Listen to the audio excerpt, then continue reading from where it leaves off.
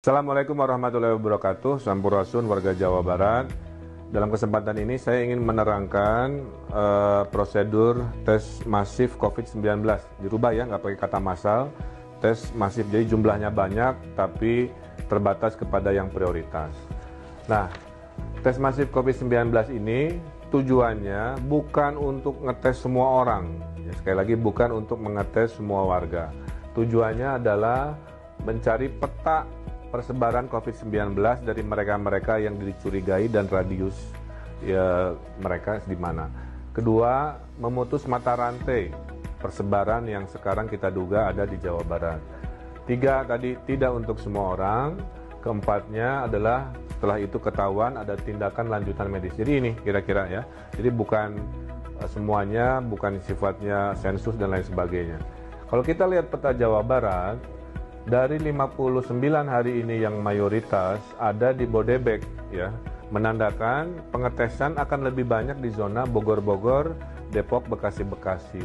Kemudian masih berikut paling banyak di Bandung Raya sesuai jumlah positif COVID-nya, yaitu Kota Bandung, Kabupaten Bandung, KBB, Cimahi, Sumedang, dan seterusnya.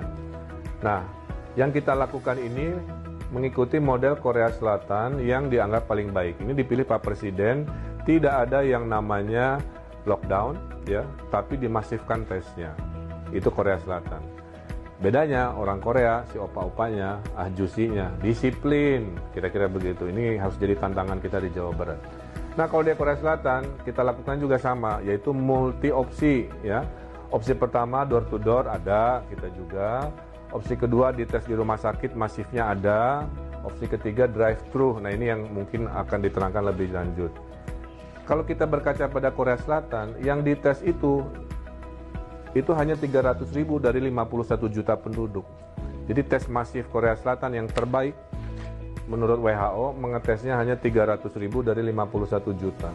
Totalnya hanya 0,6%. Kesimpulannya, tidak untuk semua warga, ya, tapi untuk menyampling, uji petik, mencari peta persebaran. Siapakah yang boleh ikut? Ada 3 kriteria, A, B, C. A, yang resiko paling tinggi siapa? Orang dalam pemantauan ODP yang baru pulang dari luar negeri, ya, yang dicurigai punya persebaran di situ. Kedua, di zona A, di kriteria A ini adalah pasien-pasien, ya.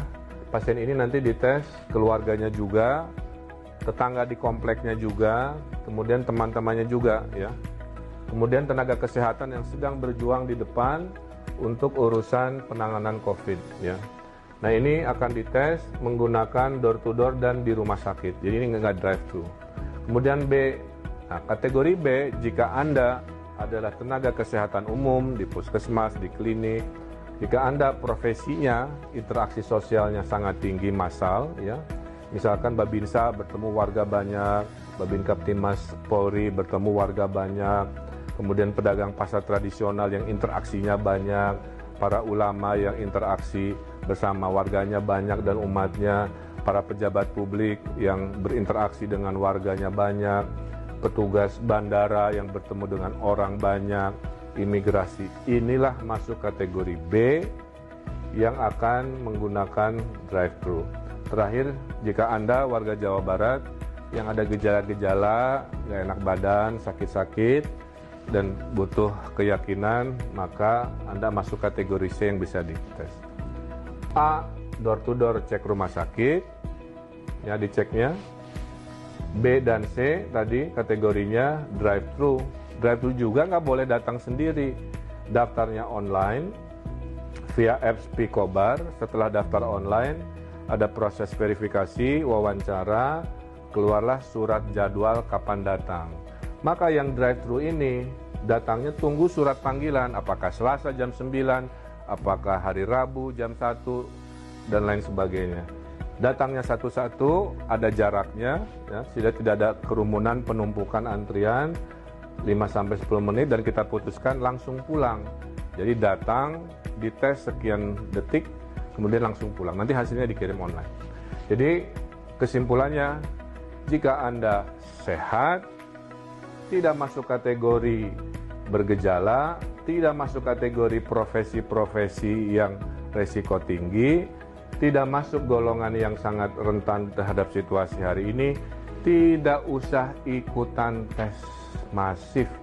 Di rumah saja, tolong mereka dengan di rumah saja, dan jaga jarak, social distancing, itulah yang bisa Anda lakukan. Saya kira insya Allah penjelasan ini jelas, jangan panik, tenang, insya Allah pemerintah tanggap, responsif, dukung kami dengan Anda jaga jarak dan tinggal di rumah. Hatur nuhun, mudah-mudahan menjelaskan. Wassalamualaikum warahmatullahi wabarakatuh.